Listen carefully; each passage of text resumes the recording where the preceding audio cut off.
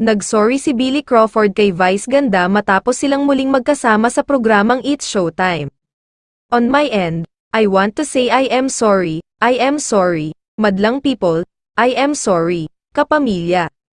Bumalik si Billy sa nasabing programa bilang guest ng Magpasikat 2023 performance ni Vice Ganda. Nagpapakumbaba lang ako na gagawin ko kasi ang lahat para sa aking pamilya at kasama na rin po kayo doon, madlang people, so thank you, everyone, for the support and love amidst sa lahat ng nangyari. But I just want to say, Vice, I love you, dagdag pa nito. Noong 2018 ay umalis si Billy sa It's Showtime. Sinabi ni Vice Ganda na okay na sila ni Billy Crawford at inilarawan pa na, very important person, ang kanyang kaibigan.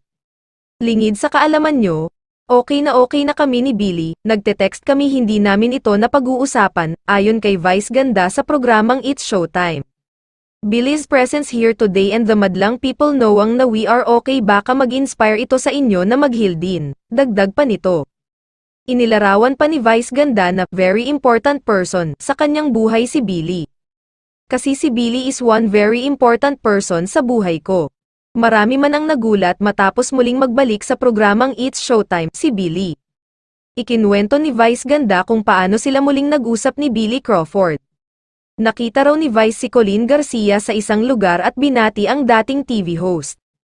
Nakiusap daw sa kanya si Colleen na magbati na sila ni Billy.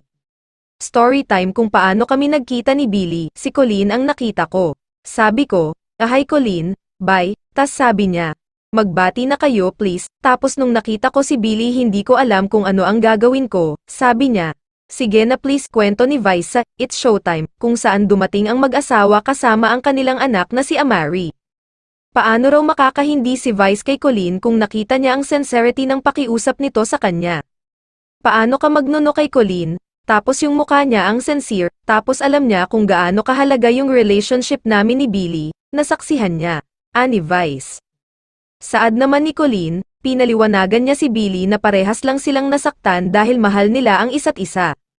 Pareho kayong nasaktan, yun yung sinasabi ko kay Billy, sabi niya, sinaktan niya ako, sabi ko, kasi you're also in pain so lahat ng nasasabi nyo, nagagawa nyo it's all coming from a place of pain.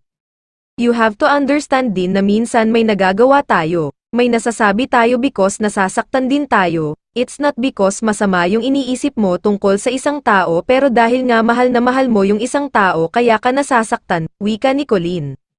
Naramdaman daw ni Vice na perfect ang timing na iyon para sa pagbabati nila ni Billy, at sa ngayon ay okay na raw sina Vice at Billy, it was the perfect time, I felt so good kaya nung naghiwalay kami, text kami agad ni Billy, as in pagsakay ko pa lang ng kotse nagte-text na kami, nagtatawagan na, nagsesende na kami ng kung ano-anong picture. Ganun agad.